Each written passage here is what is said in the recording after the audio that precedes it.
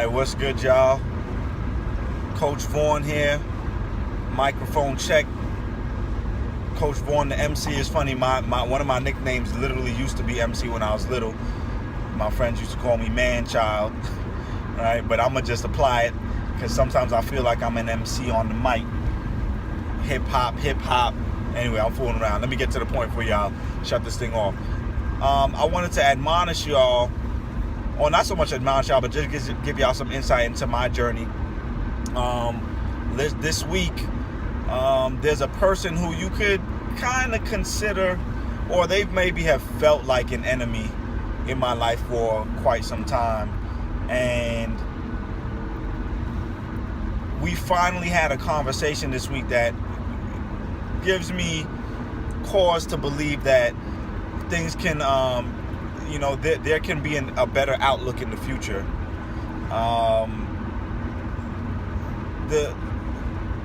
In my challenge or in my journey not to be average, one of the things that I have to deal with are those areas in my life that make me uncomfortable. And truthfully, I am not a person who likes confrontation. I like peace. Unfortunately, sometimes in order to have true peace, and sometimes in order to solve real problems, you have to go through the conflict. You have to go through the confrontation.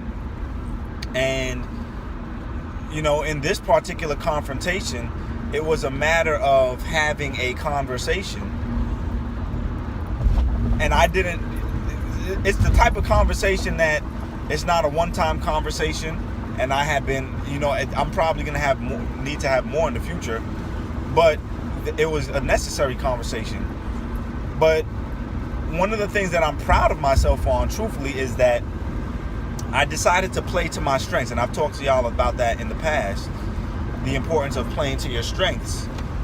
Because I realized that when it comes to communication, underneath different circumstances, there are ways that my strengths vary, okay? So, yes, I can talk in front of an audience. Yes, I can talk in terms of a large discussion.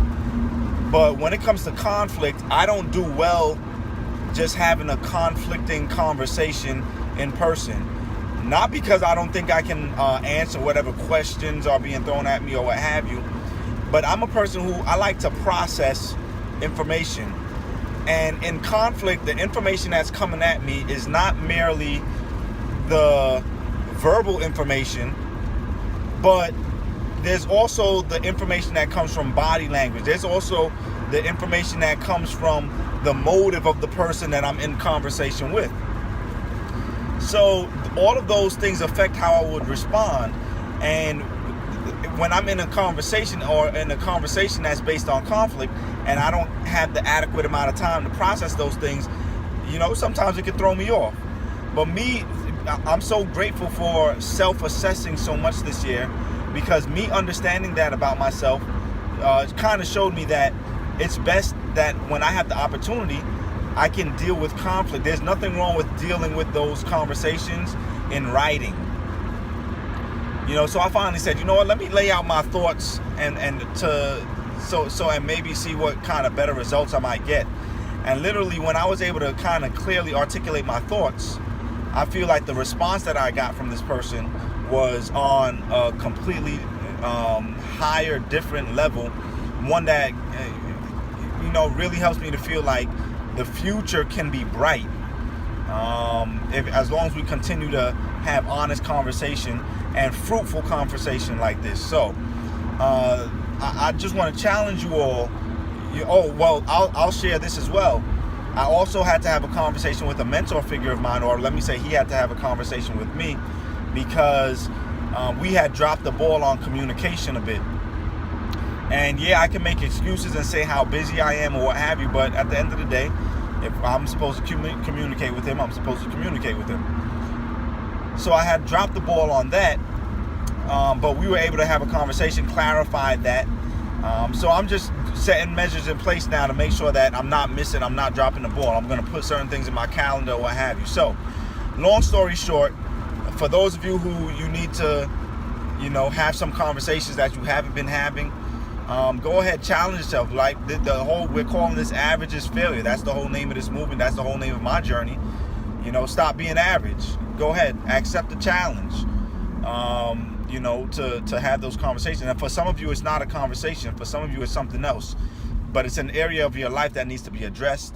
I'm challenging you all today to address it in hopes that we will move from being average and we will go above and beyond. We will go the extra mile, and we will see what phenomenal looks like, amazing looks like, what true growth would look like in our professional and personal lives. So I'm gonna leave it there for y'all. Average is failure, y'all. Average is failure. I talked about this before. Take the limits off. That's how I was feeling. I felt like that in my life, and I'm at this stage now where I'm like, listen, it's either I made some decisions now to take these limits off, to stop limiting myself and allowing other people to limit me, or the next 30 something years of my life, are going to be just like the past few years where I experienced some failure. Well, not the past few years anymore, but a little while ago where I was experiencing failures. Now I'm experiencing what it looks like to start living in the let's call it the fullness of life. Anyway, I'm starting to ramble. Y'all know what I'm trying to say. Go ahead, be great, man. Go ahead and be great.